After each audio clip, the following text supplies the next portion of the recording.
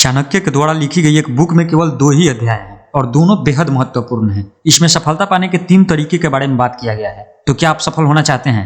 जाहिर है ये सवाल ही गलत है, क्योंकि ऐसा मेरे ख्याल से तो कोई नहीं होगा जो सफल नहीं होना चाहता होगा। हर कोई सफल होना चाहता है, पर फिर भी पूरी दुनिया में सक्सेस का स्टैंडर्ड रेट सिर्फ 10% है। हाँ, बेशक सफलता के मायने हर किसी के जीवन में अलग अलग होते हैं। कोई एग्जाम में टॉप करना चाहता है, कोई अपना बिजनेस पीक पर ले जाना चाहता है, कोई अपनी ड्रीम जॉब के लिए काम कर रहा है, कोई करोड़पति बनना चाहता है, तो कोई फेम के लिए काम कर रहा है। सफलता के मायने सभी के लिए अलग अलग है, लेकिन फिर भी सब लोग सफल नहीं हैं। तो बात आती है कि एक सफल व्यक्ति ऐसा क्या करता है जिससे वो सफल हो। आखिर उसने सफलता पाने के लिए ऐसा क्या खास किया जो हम नहीं करते। सफलता के विषय में चाणक्य का एक कथन है कि सफलता के 3 प्रकार होते हैं।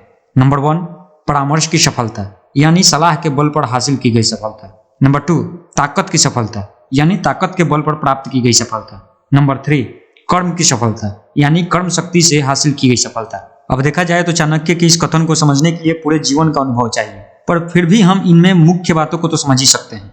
अब इससे पहले कि हम इन टॉपिक्स को और गहराई से समझें, बहुत से ऐसे लोग हैं जो चैनल को सब्सक्राइब नहीं करते हैं, तो प्लीज चैनल को सब्सक्राइब कर लीजिए और बेल आइकन को ऑन कर लीजिए, जिससे हमें आप तक पहुंचने में कोई परेशानी ना हो। और इसमें बताई गई बातें सबके लिए हैं। आप स्टूडेंट्स हो, कोई प्रोफेशनल हो, अपना बिजनेस शुरू करना चाहते हो, सबके लिए। आप अपने गोल के हिसाब से इसे समझ सकते हैं। तो चलिए बातें करते हैं परामर्श की सफलता के बारे में। देखो, बहुत से ऐसे लोग होते हैं जो कोशिश तो भरपूर करते हैं, फिर भी सफल नहीं हो पाते हैं, और आखिर में निराश होकर वे ऐसा मान लेते हैं कि मेरी किस्मत में सफल होना लिखा ही नहीं है।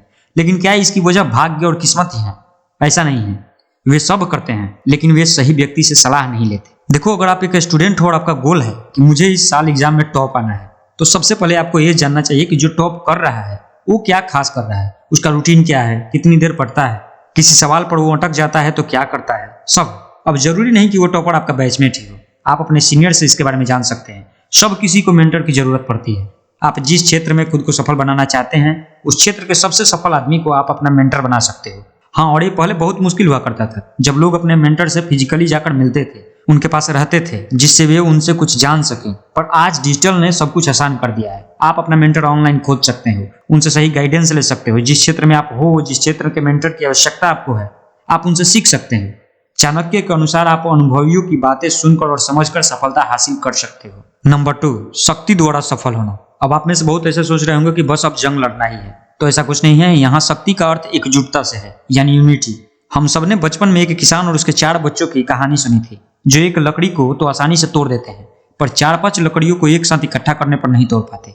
वैसे ही अगर आप अपनी मंजिल पाने के लिए लोगों को साथ जोड़ सकते हैं जो किसी प्रकार से आपकी मदद कर सके, या तो वो आपके क्षेत्र में अनुभवी हों, या किसी काम को बेहतर तरीके से करते हों, या पैसों से आपकी मदद कर सके, जब आप एकजुटता की शक्ति समझ जाएंगे तो आपकी जीत तय है। नंबर 3, कर्म शक्ति द्वारा सफल होना।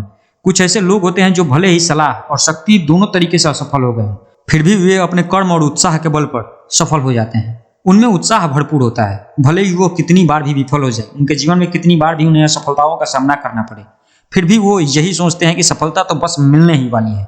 वे अपनी गलतियों से, बुक्स से, संपर्क में आने वाले हर व्यक्ति से, अपने जीवन के हर अवसर से कुछ न कुछ सीख लेते हैं।